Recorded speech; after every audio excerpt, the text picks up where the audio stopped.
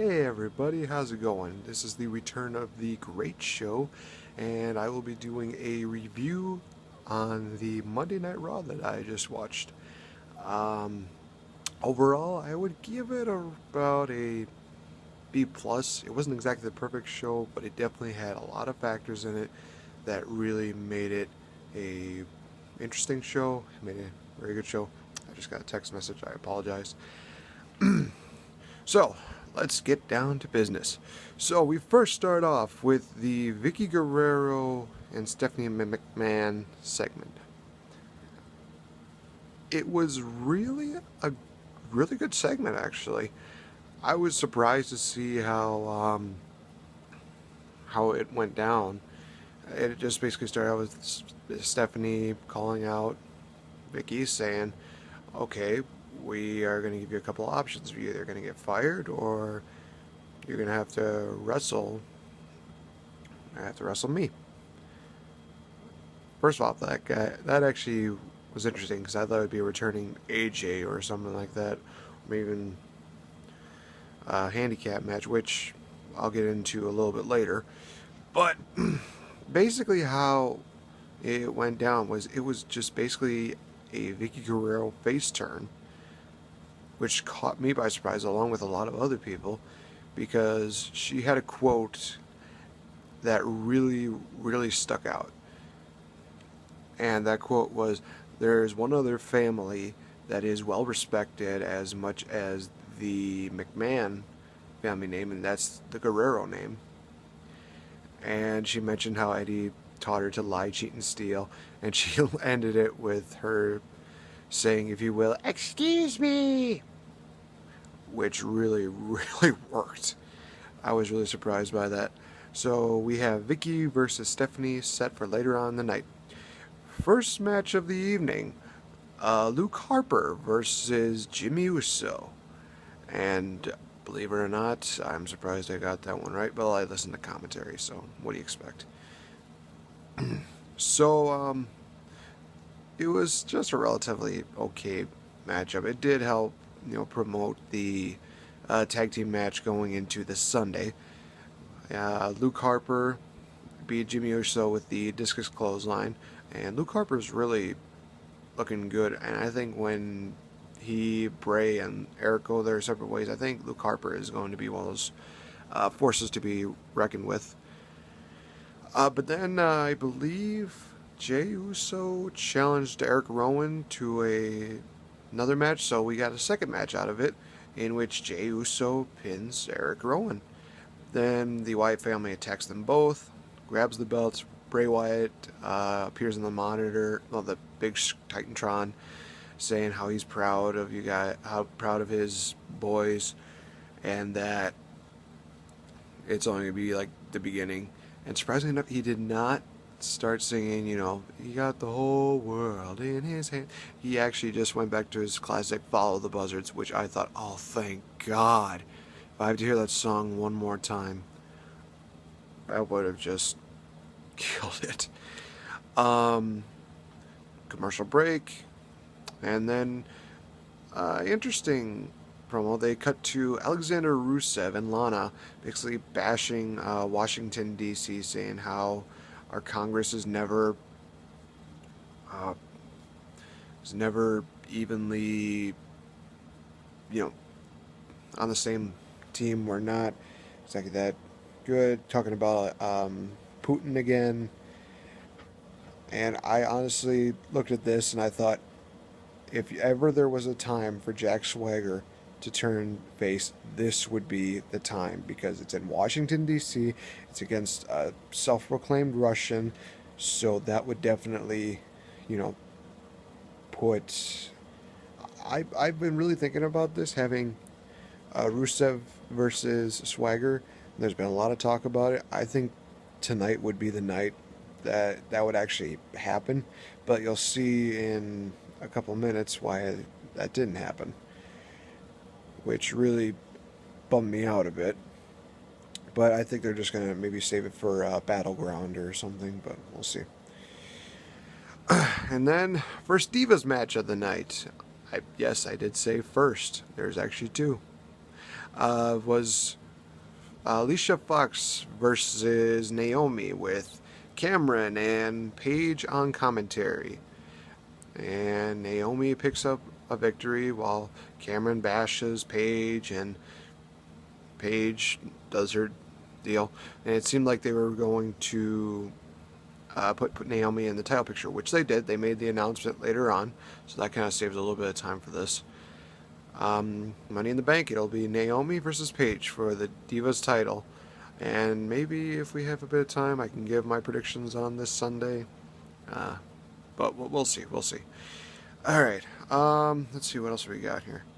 Oh yes, the Bo Lever, Bo Dallas versus Titus O'Neil, and Nine and Bo. And the really funny thing about that was after Bo Dallas won, Titus O'Neil smacks the microphone out of his hand, and Bo Dallas just makes it look like it was, his fault. He was like, "Oh, I had the butterfingers." It's like, wow. I honestly thought that Titus O'Neil would be the first one to kick out of the Stratus faction. Yes, I'm calling Stratus faction, not the Bo Dog or whatever he's calling it. Because, yeah. So, yeah, Bo Dallas picks up another victory, and Mike JBL goes crazy. Oh, he's 9 and Bo, 9 and Bo. Nobody cares. He may have been he may be the brother of Bray Wyatt, but he does not strike me as well as he did I think it was a year ago, when he was having that little feud with Wade Barrett, I believe. I could be wrong. So, next was Triple H coming out, announcing the other individuals for the Money in the Bank ladder match. It was going to be Seth Rollins, and they also put in Kofi Kingston, Jack Swagger, let's see here, there was Jack Swagger, RVD. Wow, I just saw this and I can't believe I'm already forgetting. Let's see. Dolph Ziggler, Bad News Barrett. I think that was it. It'll come by me later. And of course, Triple H says, "Oh, hey, I know who I'm picking," and it looked like it was going to be Rob Van Dam, but he's like, I can't even say it with a straight face. And he announces Seth Rollins, who comes out in his new music, new attire. Seth Rollins claiming that he'll win. RVD comes out now, and he says, "It seems like you guys are not taking me seriously." Seth Rollins says, "Oh, I take you very seriously, especially, back in when it was 2005. And interesting about that promo was RVD went back to saying, "Hey, I was former Money in the Bank winner. I won the WWE title." But he also brought in the fact that he did a 5-star frog splash off the top of the chamber pod and crushed Triple H's lyrics. I was surprised to see that in there, but anyway, Seth Rollins is basically saying, "Okay, I want a match with this guy," and Triple H is like, "Okay, you got it." So had a decent matchup, not bad. I don't think it was the best, but it worked out. Seth Rollins goes for the finish. He hits the power bomb, then goes for the curve stomp. It looked like RVD actually forgot to go down, but at the last second he realized, "Oh man, I gotta get down." And Seth Rollins hits the curb stomp, goes for the cover. Dean Ambrose again coming out of nowhere, beating up on Seth Rollins, and security breaks him up. But then Dean Ambrose goes at him again, and he says, "I don't care if I'm even in the matchup, I'm going to be in there," and talks about ruining the pay-per-view, and he's not going to be like Mr. Nice Guy and everything, which I thought was very, very funny. I like Dean Ambrose, his character. I'm surprised that they didn't put him on, television sooner. He did a really good job, and he's still doing a good job, I should say. William Regal must be very proud of him. I would be proud of him. Anyway, see, I'm looking at my laptop because I actually have it broken down. And, okay, so to come back from a commercial break, Dean Ambrose gets added into the matchup. And then going on to what I believe was the match of the night, which was the Intercontinental Championship match between Bad News Barrett and Dolph Ziggler. And it looked like Ziggler was actually going to win it in the early goings because he hit the zigzag earlier, but Bad News Barrett rolled out of the way, which really surprised a lot of people because they thought, oh man, he might actually win this. And just as a side note, for those of you that don't know why Ziggler has not gotten a bigger push than when he was the world champion last year, was because they believe that he's too injury prone, and I disagree because he only had one concussion. It wasn't even his fault. I don't understand the situation. I don't think he's going to win this Sunday, but he is definitely one of my top picks as far as winning the Money in the Bank match. So, anyway, great matchup. It was a back and forth, very evenly deal. Wade Barrett gets tossed in the corner. Ziggler comes out. Bullhammer to the side. Bad News Barrett retains. Definitely great matchup. Match of the night. That definitely raised the star of what it originally was.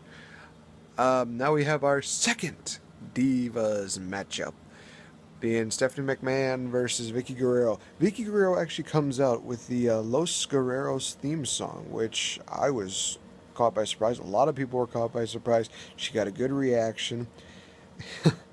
And JBL says that he sends chills up his spines because he remembers it so well. Huh, gee, I wonder why, JBL. You got your butt beat by Eddie Guerrero a couple of times? Anyway, so Stephanie comes out. She's not even in ring gear or anything. She's in the same outfit she was earlier in the night. And they change it. Say, oh, we're not going to have it in the ring. We're going to have like a mud pit match or whatever, which a lot of people loved. I thought it was an interesting concept because they haven't really done that in maybe a few years now. So I think the last time they did something was a pudding matchup between Melina and Candice or something like that. I don't know. Anyway, so Stephanie somehow tries to stack the odds. Here comes Layla, Rosa Mendez, and Alicia Fox trying to throw Vicky into the mud pit. But Vicky actually fights back, pushes Rosa in, then tosses Layla. Alicia Fox is just about to do it, then she goes thrown in, and Vicky is actually happy. I think she was starting to do the yes deal, but then Stephanie does like a knee to the back and then tosses her in. Vicky Guerrero gets fired, and I knew this was coming, but it just worked out so well. Stephanie started singing, na na na na, hey hey goodbye, and it just started fading out a bit as soon as Vicky turns around, looks at her, and it occurs to Stephanie, okay, she got fired, so she's got nothing to lose. So she tries talking about Vicky's retirement, and Vicky grabs her in a weird kind of way, but either way throws Stephanie into the mud deal. It was awesome. The music plays, she does a little shimmy that Eddie Guerrero used to do, and best of luck to Vicky. I was honestly pulling for her in this one because I thought, oh, maybe this will be a different change up. This will be like maybe the really, really old Vicky where, she was a face, she was doing it for the people and everything. Then after that, most ridiculous thing I think I would ever see. I remember Michael Cole saying this is probably the most embarrassing moment of Stephanie McMahon's life, and I thought, oh wow, that's actually probably true. This probably even takes all the things that Chris Jericho did, and just made it seem like it was kids stuff. For those of you that don't know, look it up on YouTube. Stephanie and Jericho, definitely one of the best comedy duos of the Attitude Era, or any era for that matter. So she slips, she's falling, and she leaves saying like, oh, I'll see, I'll get you for this, and blah, blah, blah, blah, blah. So she's basically done for the night. I was honestly hoping that Triple H was going to get thrown in there too, but oh well, maybe next time. Let's see, we have a moment with Goldust and the newly created Stardust, aka Cody Rhodes. And Cody starts singing, When You Wish Upon a Star, and it's almost like they're going into like a Disney kids more like deal, which really surprised me. I mean, it works for his character, but at the same time it's like, okay, this is getting to be really, really weak. But then Goldust saves the promo by saying, well, at least now I'm the normal one. Byron Saxton laughs. Goldust comes back. It's like, yeah, you're the normal one, Goldust. I figured that. So I'm actually interested to see how that goes. I was honestly thinking that Cody Rhodes was just going to come out and have a heel turn, but maybe they're saying like, these two are still a good tag team to market because it's the Rhodes brothers. They have a lot of history with Dusty Rhodes and everything, or maybe they could even be saving it for WrestleMania 31. We'll just have to wait and see, but I'm definitely looking forward to seeing how this kind of turns out. But we'll also see how Money in the Bank turns out, which I will go into in my prediction deal because we got plenty of time for that. All right, next up, the Zeb Coulter Swagger deal. Zeb Coulter comes out with a deportation list with Kofi Kingston, Rusev, all of these guys, and it was a quick paced matchup, like about maybe 2-3 minutes, 5 minutes maybe. But Kofi ends up tapping out to the Patriot Lock. And I like to say that there was actually one moment in there that really impressed me about Kofi Kingston, which I think Kofi still needs to be treated better than what he is right now.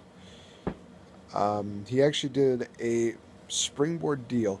It was on top of Swagger, like an electric chair deal, and then did a victory roll kind of deal, which I thought was awesome. It just shows the athleticism and the creativeness that Kofi Kingston has, and that I think that if he were to be a world champion, that he would definitely create a lot of great memories, just like he would in Royal Rumbles and Battle Royals. But yeah, that matchup was not exactly what I was hoping for. Okay, well, there you go. They announced the whole Paige versus Naomi, and then they go into a promo where Alberto Del Rio is coming out saying, oh, he's going to win the title. Paul Heyman, Cesaro come in. Paul Heyman does his deal. My client, Brock Lesnar, defeated the streak and everything. And I might get into that a little bit more on this video. We'll have to wait and see. I'm trying not to do it for too long. I'm trying to see if I can maybe get it at the 30-minute marker. So we'll see what happens. But what was really good about that promo was Alberto Del Rio said, oh, do you let this midget do all your talking? And Cesaro just says, I speak 5 different languages, but I don't speak